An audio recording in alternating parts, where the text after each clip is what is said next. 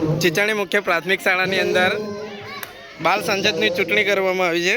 એ ચૂંટણીની અંદર અત્યારે રિઝલ્ટ જાહેર કરવામાં આવે છે।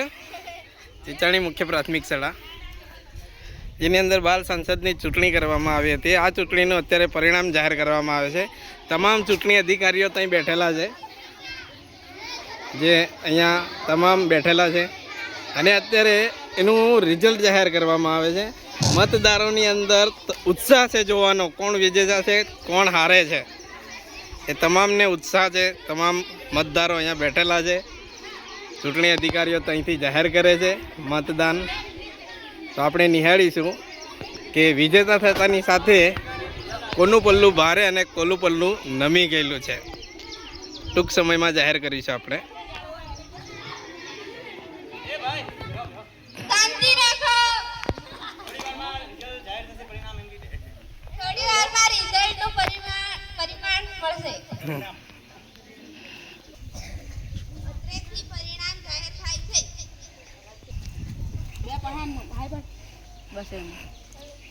ટોટલ અહીંયા રિઝલ્ટ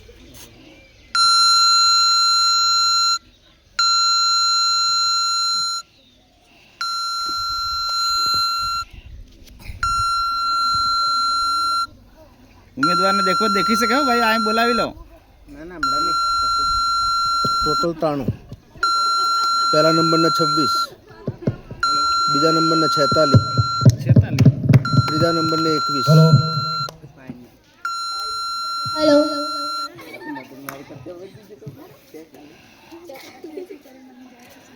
અત્રેથી પરિણામ જાહેર થશે। ઓકે, મતગણતરી ચાલુ છે। પરિણામની તૈયારી થઈ ચૂકી છે। પરિણામ હવે ટૂંક સમયમાં જાહેર થઈ રહ્યું છે।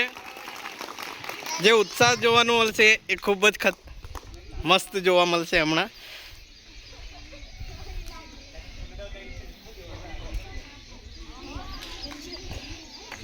આ છે અમારી સ્કૂલનું બેકગ્રાઉન્ડ, તમે જોઈ શકો છો। આ સરસ મજાનું લોકેશન છે।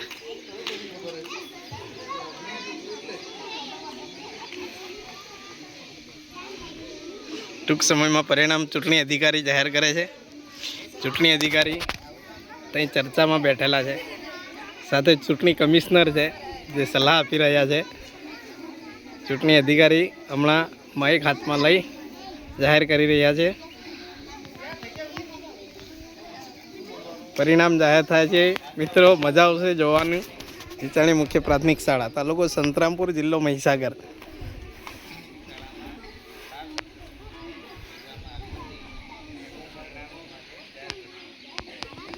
આજે ચીચાણી મુખ્ય પ્રાથમિક શાળાનો બાળ સંસદ રાખેલ હતો, તો આજે હું તેનું પરિણામ આપીશ। બામણિયા વિશાખાબેનને 21 મત મળેલ છે। કટારા પ્રિયંકાબેનને 26 મત મળેલ છે। કટારા માધવભાઈને 46 મત મળેલ છે। વિજેતા છે કટારા માધવભાઈ અશોક છે, વોર્ડ નંબર મહામંત્રી। બીજા નંબરે કટારા પ્રિયંકાબેન અને ત્રીજા નંબરે છે બામણિયા વિશાખાબેન।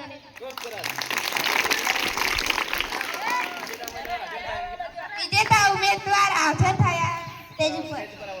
વિજેતા ઉમેદવાર જઈ રહ્યા છે। સ્ટેજ પર આવો। छोटी हाइट बड़ा धमाका कर दिया भाई ने। विजेता उम्मीदवार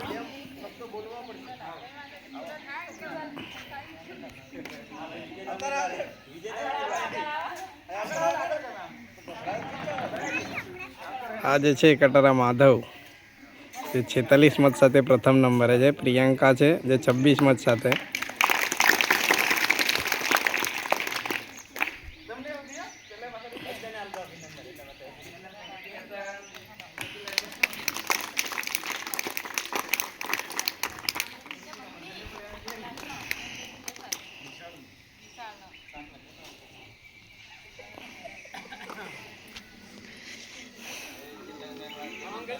જીતી લાઈ દે આપણે આમાં કરતે માધવ આમાં કરતે જીતી લાઈ દે